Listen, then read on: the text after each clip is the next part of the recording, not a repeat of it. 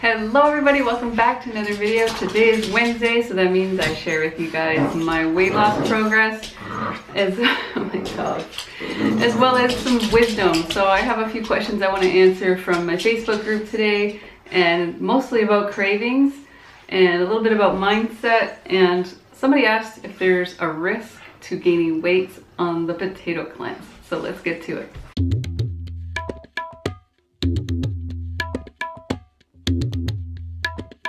Alright, so let's answer the question that I think is the easiest.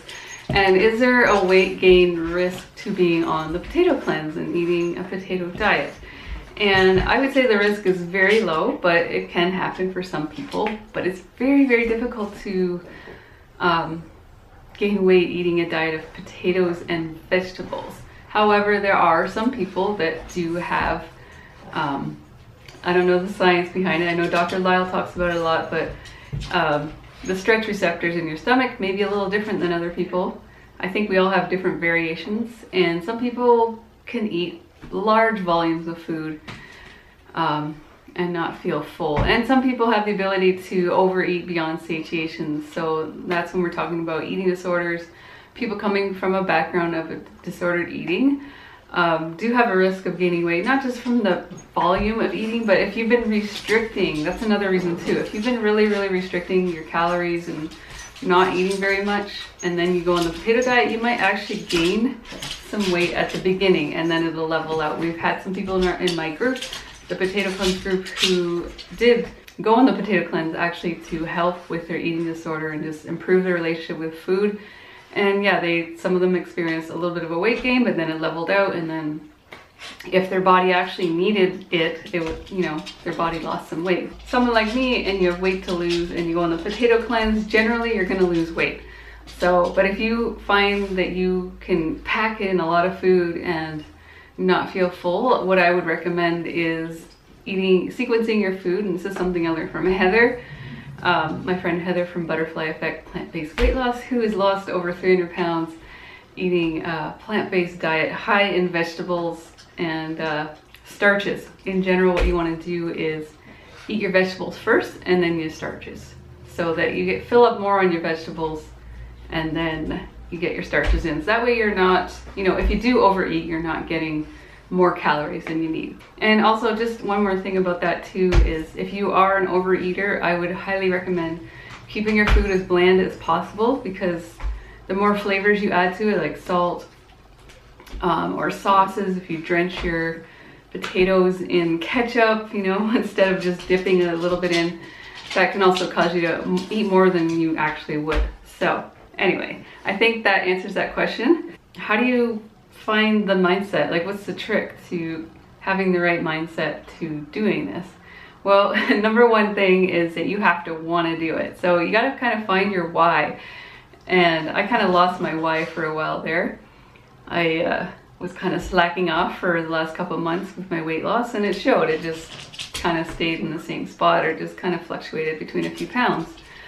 And I just had to think about, why am I doing this and where do I want to be? And I encourage you to write down a list of all your reasons, whether they're vanity reasons, it's okay, but also try to include some reasons that aren't vanity.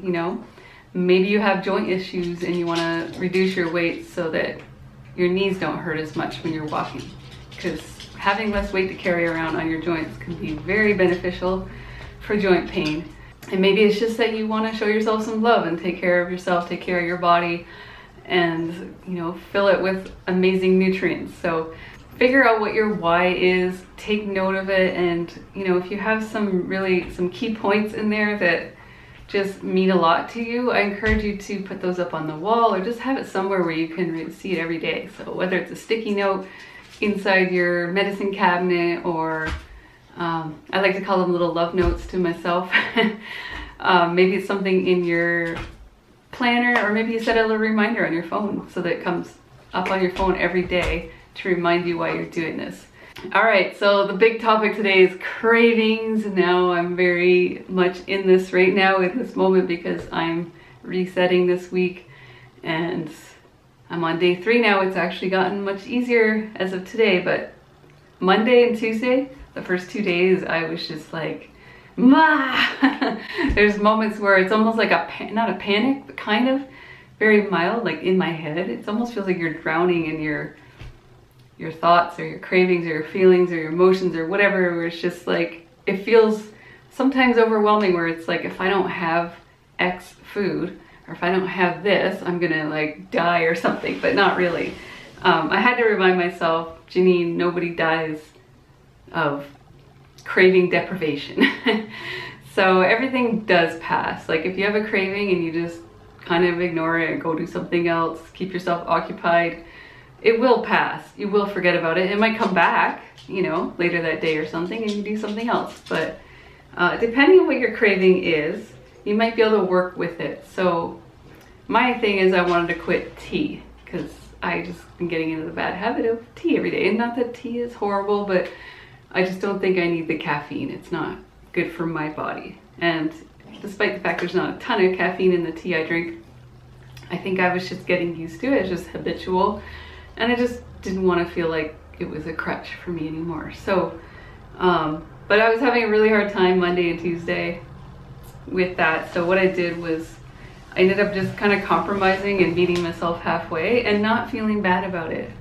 I guess I felt a teensy bad because I didn't want to admit it to you guys, but I did. But instead what I did was just, I had half a tea, like not literally half the cup, but just less of the tea itself, brewed. And then I had half the amount of maple syrup that I normally would have had, and I had a quarter of the amount of almond milk that I normally would have. So I just kind of met myself halfway, and I allowed myself to have that. And I did feel a little less crazy, and I didn't allow myself to feel guilty about it, and it wasn't as enjoyable. So what happened is, because I don't have as much, it's not as strong and not as tasty as I normally would make it, I was kind of bored of it. So I maybe drank half of it and I was done. So that's one way you could do it. But if you're trying to follow the potato reset and you're worried about eating off-plan foods, try to just find something within the foods that are allowed that will help you get through your cravings. So sometimes if you're having sugar cravings, you could have a kombucha. Those are, it's a fermented tea, and whatever sugar is in it at the beginning, it pretty much gets eaten by the fermentation process. So the end result is very low sugar, but it does kind of have a little bit of a sweet taste. So you could try kombucha just to get through some of those cravings. So I think that for sweet cravings, you know, try to compromise, try to find something that's within the plan. So some kombucha. If you're a coffee drinker, you might want to just focus more on cutting back on your coffee. As far as salty cravings, I know there's some people struggling with salt. Some people are trying to just quit salt, you know, cold turkey. I don't like using that saying, cold turkey, but because I'm a vegan. But what you can do is, you guys don't have to totally quit salt to be successful on this plan. And I know people that still eat salt and can still lose weight and do fine. The thing with salt is, well, we don't want it to be too high, so don't want you to cook with salt. Just salt your food after it's been cooked.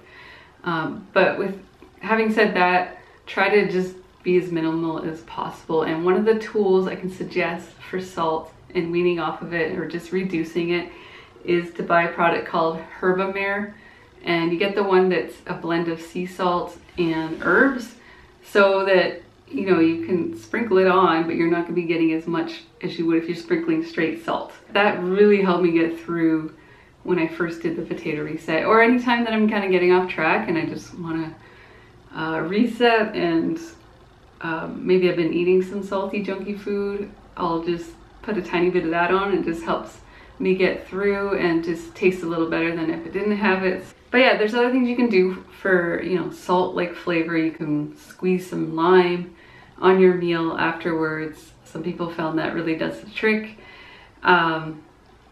You can use salt replacements like Mrs. Dash or Benson's Table Tasty. They're more of a flavoring, but it might be enough to get you through and satisfy that salty taste that you're looking for. And chocolate.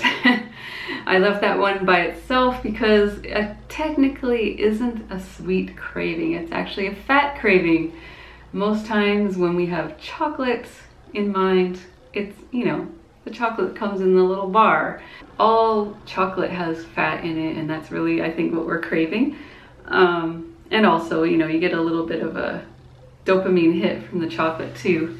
So, and it's got caffeine. So it's got like a few things in there that makes it really, really good. You know, your brain is like, yeah, I want more of that.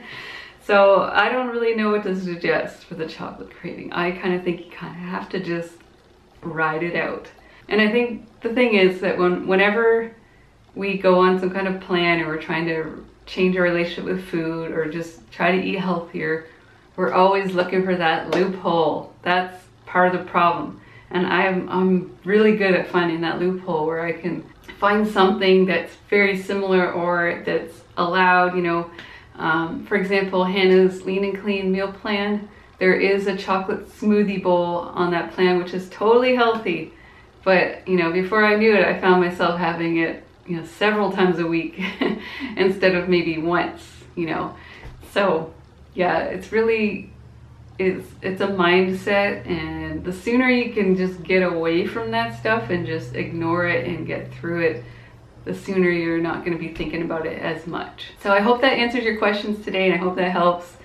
I hope it wasn't just a big rambling of me not making any sense, but anyway, oh, I almost forgot the weigh-in. So today I'm happy to announce that I am down, what am I down? Oh, I thought it was more than that.